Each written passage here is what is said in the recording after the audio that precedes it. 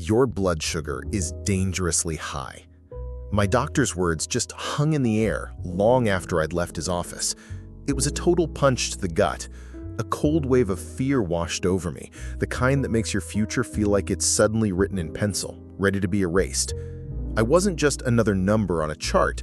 I was on the fast track to a life I desperately didn't want. A life run by prescriptions, finger pricks, and the constant fear of what could come next. He gave me the usual advice, of course. Eat better, get more exercise. Sound familiar? I tried. I really did. I dutifully swapped my white bread for whole wheat, I said no to dessert, and I went for walks. But nothing really moved the needle. I still had that crushing afternoon slump, that brain fog I couldn't shake, and this gnawing anxiety that I just wasn't doing enough. The spikes were still happening, and I was starting to lose hope, feeling like my own body was betraying me. That frustration ended up being my turning point. I just refused to accept this as my new normal. I figured if the standard advice isn't working for me, I need to dig deeper. I turned into a detective for my own health, spending hours poring over clinical studies, reading books by metabolic scientists, and searching for real stories of people who had actually turned things around. And what I found completely shocked me. It wasn't about vaguely eating healthy. It was about strategy. It was about knowing how certain foods work with our bodies on a microscopic level. After a lot of trial, error, and tracking everything, I discovered 5 specific foods that became my secret weapons. These foods didn't just stop my sugar spikes in their tracks. They felt like they were helping my body start to heal. Today, I'm sharing those 5 metabolic powerhouses with you. Think of this not just as a list, but as the toolkit that helped me take back my health. I truly believe it can help you too. So before we jump in, let's get a quick picture of what's happening inside our bodies. Think of your bloodstream as a busy highway, and sugar is the cargo that needs to be delivered to your cells for energy. Your cells are like houses along this highway, and each one has a locked door. Insulin is the special key that unlocks these doors. When everything is working right, the key turns, the door opens, and the sugar cargo gets delivered. But with insulin resistance, it's like the locks on all the houses have gotten rusty. The insulin key struggles to turn or doesn't fit right anymore. The cargo, the sugar, can't get delivered, so it just keeps piling up on the highway, causing a massive traffic jam in your bloodstream. The foods we're about to talk about are like a master locksmith's toolkit, helping to clean those rusty locks so the key works perfectly again. Section 1. Food number 1. Beans and lentils, the slow burn superstars. The first food that was a complete game changer for me is also one of the most humble. Beans and lentils. I know what some of you are probably thinking, but beans have carbs. Aren't we supposed to avoid those? That is a massive misconception, and it's keeping so many of us away from one of the best blood sugar stabilizing foods on the planet. Here's the magic.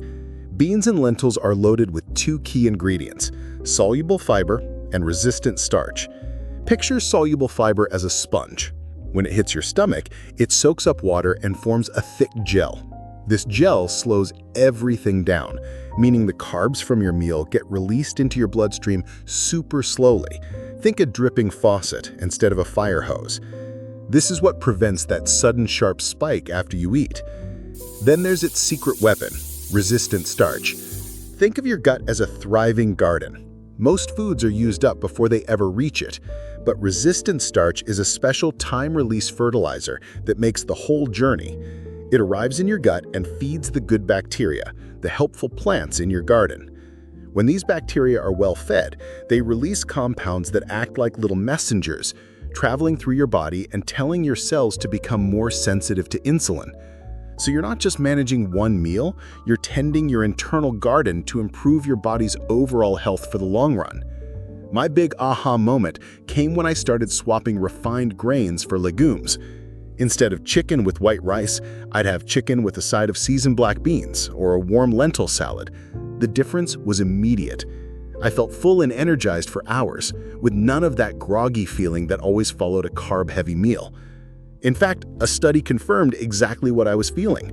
showing that adding chickpeas or black beans to a rice meal dramatically lowered the blood sugar response compared to just eating the rice. How can you start? It's simple. Throw a scoop of chickpeas on your salad. Make a big pot of lentil soup for your lunches. Try a 3-bean chili instead of the kind with meat. You can even find pasta made from chickpeas or lentils these days. They're versatile, they're cheap, and they're a cornerstone of the blood sugar-friendly diet. Section 2. Food number 2, nuts and seeds, the healthy fat heroes. The second food group that is now a non-negotiable in my daily routine is nuts and seeds. For decades, we were all taught to be scared of fat, but the truth is, the right kinds of fats are absolutely critical for our metabolic health. My personal favorites are almonds, walnuts, pistachios, and especially chia and flax seeds. Here's the science, in a nutshell. First off, just like beans, nuts are full of fiber, but they also pack a powerful punch of healthy fats and protein. This trio, fat, protein, and fiber, is the ultimate team for slowing down digestion. When you eat nuts with a meal, they literally put the brakes on how fast your stomach empties. That means any carbs you've eaten get absorbed much more slowly, leading to a gentle rolling blood sugar curve instead of a spike. And on top of that, many nuts are a fantastic source of magnesium. Let's go back to our analogy of the insulin key and the cell's lock. Think of magnesium as the high-grade oil for that lock mechanism. It doesn't open the door itself, but it keeps the internal gears of the lock clean and running smoothly. So when the insulin key arrives, it can turn without any struggle. A lack of magnesium is like letting that lock get gummed up. Everything gets harder. Research consistently shows that people with magnesium-rich diets have a much lower risk of developing type 2 diabetes, while low levels are linked directly to insulin resistance. I used to grab pretzels or a granola bar for a snack, thinking I was being healthy, but they were just setting me up for an energy crash. So I switched my afternoon snack to a small handful of almonds. The change was incredible. That 3 p.m. slump? Gone. One study with people who had type 2 diabetes found that eating almonds as part of a low-carb diet helped lower both their fasting and after-meal blood sugar levels. And let's not forget the tiny titans, chia and flaxseed. I started adding a tablespoon of ground flaxseed to my morning yogurt. Flax is rich in a specific fiber that studies have shown can seriously improve blood sugar control. One study even saw people who ate flaxseed-enriched yogurt every day have significant drops in their HbA1c, which is a key marker for your long-term blood sugar. The key is just to watch your portions. A small handful is all you need. Sprinkle them on salads, blend them into smoothies, or just eat them plain. They're the perfect, satisfying snack that keeps you full and your blood sugar steady. If this is all starting to make sense, and you can see how making these strategic food swaps could have a real impact, I'd be so grateful if you'd hit that subscribe button and ring the bell. My whole goal here is to share what I've learned to help as many people as I can.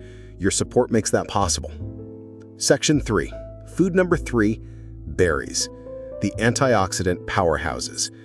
The third food on my list is berries, and this one tends to surprise people. We hear fruit, and we instantly think sugar. And while it's true that fruits have natural sugar, berries, like blueberries, raspberries, and strawberries, are in a league of their own. Here's what makes them so special. Berries are pretty low in sugar compared to other fruits, but more importantly, they are overflowing with fiber and powerful antioxidants called anthocyanins. Those are the natural compounds that give berries their gorgeous red, blue, and purple colors. The fiber, like we've talked about, slows down the absorption of the fruit's own sugar. But the anthocyanins are where the real magic happens. If insulin is the key trying to open that rusty cell door, think of anthocyanins as a friendly helper. They see the key struggling and come over to give it a jiggle in the perfect turn, helping it open the door smoothly. In other words, they don't replace insulin, but they make your cells much more responsive to insulin, helping to usher that sugar out of your bloodstream and into the cells where it's needed. A fascinating 2019 study had adults with prediabetes eat a high-carb meal. The group that ate 2 cups of red raspberries with that meal had much lower insulin and blood sugar levels afterward than the group that didn't. The berries literally helped their bodies handle the carbs better. I used to be afraid of fruit because of the sugar. Learning the science behind berries felt like a liberation. I started adding a cup of mixed berries to my plain Greek yogurt, and it felt like such a treat, but I knew it was actively supporting my metabolism. It didn't just satisfy my sweet tooth, I felt more vibrant and energized than I had expected. This is such an easy and delicious change. Keep a bag of frozen mixed berries in your freezer. They're just as nutritious as fresh. They're perfect for smoothies, for topping oatmeal, or just for a simple sweet dessert. It's nature's candy, but with amazing health benefits built right in. Section 4. Food number 4. Leafy greens, the nutrient-dense guardians.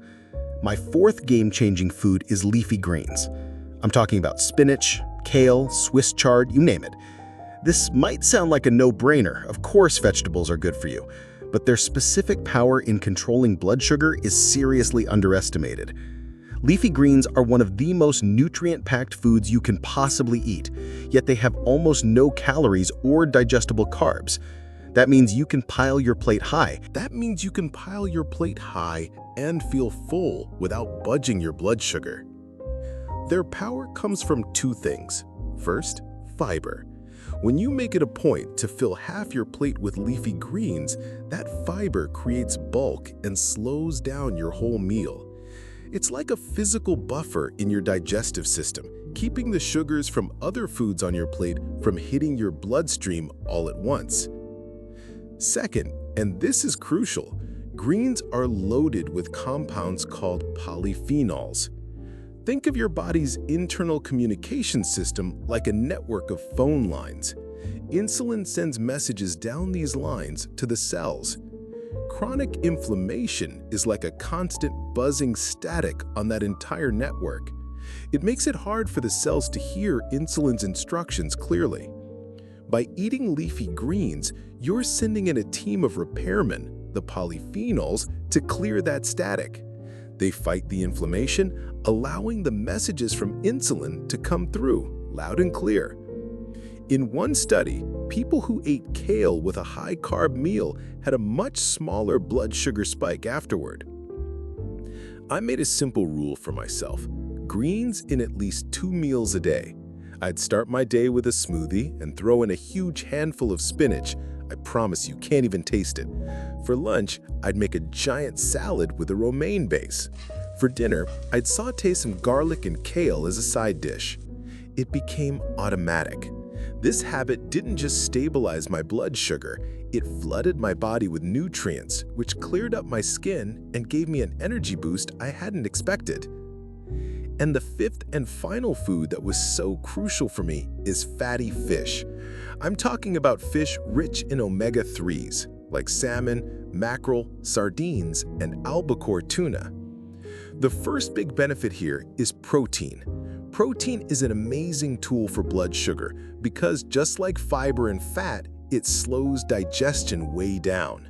When you include a good source of protein, like fish, in your meal, you're putting the brakes on glucose absorption and preventing those after-meal surges. It also helps you feel fuller for longer, which is key for maintaining a healthy weight and good blood sugar control. But the real superpower of fatty fish comes from its omega-3 fatty acids. These healthy fats are the all-stars on that inflammation-fighting repair crew we just talked about. They go to work on that static buzzing through your body's communication lines, calming everything down. By reducing that system-wide static, omega-3s can help your cells become much more responsive to insulin again. And let's be honest, heart health is a top concern for anyone dealing with blood sugar issues. A diet rich in fatty fish has been shown again and again to support your cardiovascular system, which is a massive win.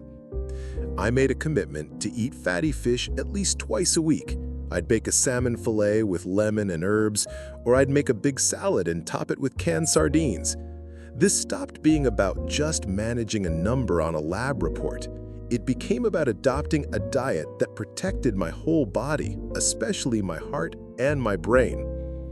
Putting these 5 foods at the very center of my diet wasn't a quick fix. It was a complete lifestyle shift. But the results were undeniable. Months later, I went back to my doctor, and the numbers on my blood work were transformed. My fasting glucose was way down. My A1C was out of the danger zone. But it was more than what was on paper. It was how I felt every single day. The brain fog was gone. The daily energy roller coaster was over. For the first time in years, I felt like I was in control of my own body. I got my life back.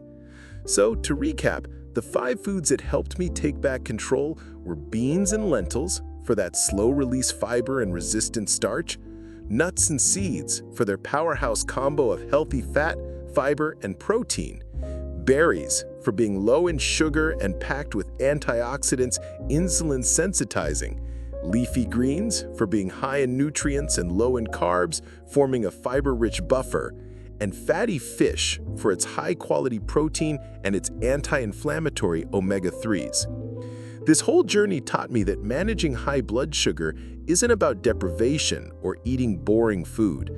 It's about being strategic. It's about adding these powerful healing foods to your plate. It's about arming yourself with knowledge and taking small, consistent steps day after day. You absolutely can do this. I really want to build a community here where we can all support each other. So I have a question for you.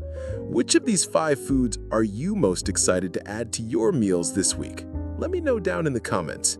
Sharing that first step can be incredibly powerful, and you might just inspire someone else to start their own journey. Thank you so much for watching.